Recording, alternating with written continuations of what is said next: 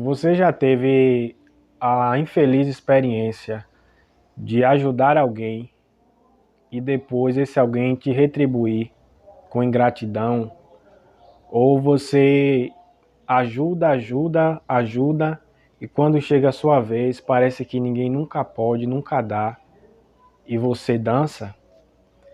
Nesse momento a frustração é real, a decepção e sentimos uma indignação. Porém, irmãos, aí mora um grande perigo, seríssimo, que a palavra de Deus nos adverte. E é sobre isso a nossa reflexão de hoje. Fala crente, graça e paz, você está no Bíblia Todo Dia, um canal exclusivo para a palavra de Deus. Aqui o meu objetivo é compartilhar as escrituras por meio de reflexões, devocionais e estudos e orientações de como entender e interpretar a Bíblia e, o melhor de tudo, como aplicar a nossa própria vida.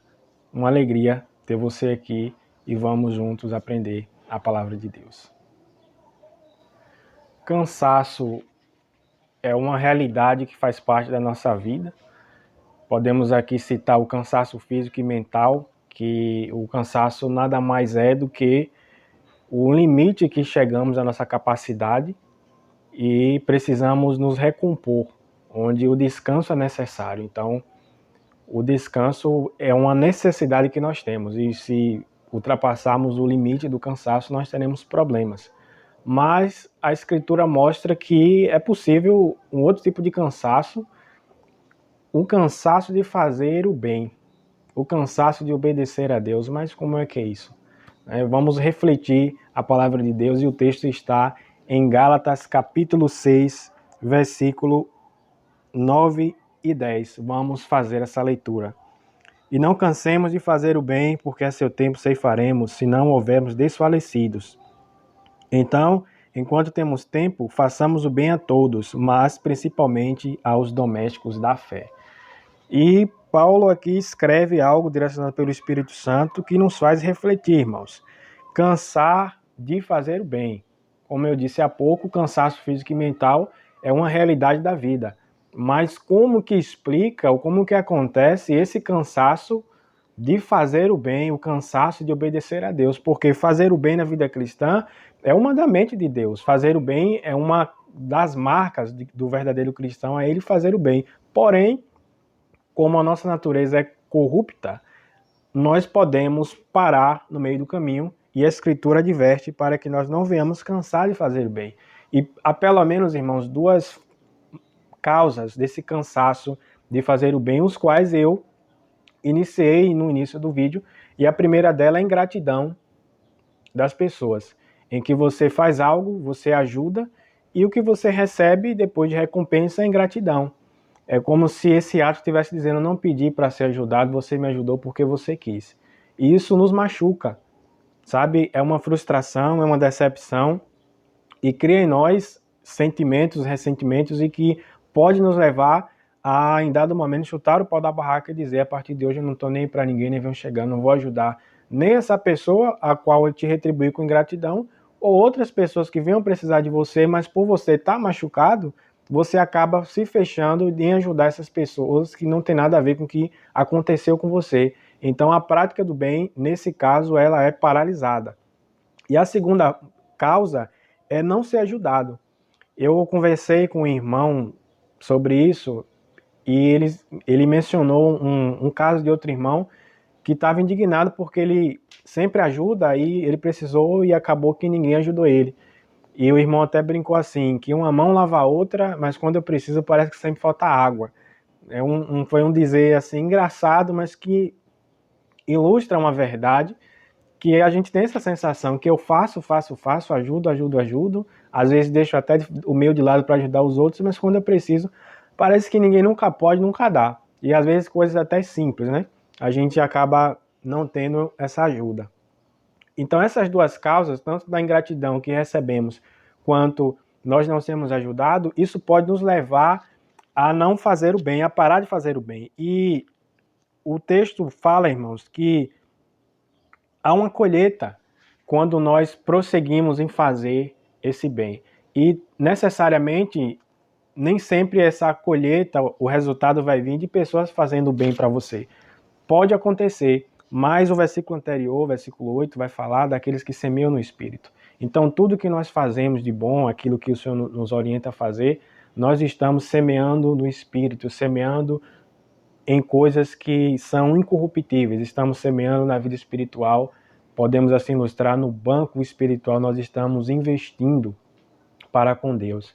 E isso deve servir de consolo, porque nem sempre aqui nós vamos ter, irmãos, essa retribuição das pessoas. Pode acontecer de recebermos ingratidão, pode acontecer de ninguém nos ajudar quando precisamos, e se nós ficarmos olhando por esse prisma, vamos acabar deixando de fazer aquilo que Deus nos chamou a fazer, que é a prática do bem. Mas o texto diz: não cansemos de fazer o bem, porque a seu tempo nós ceifaremos se não houvermos desfalecido.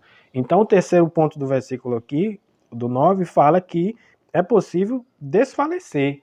Ao cansaço de fazer o bem, nós vamos cansando, aí vamos diminuindo, vamos cansando, vamos diminuindo.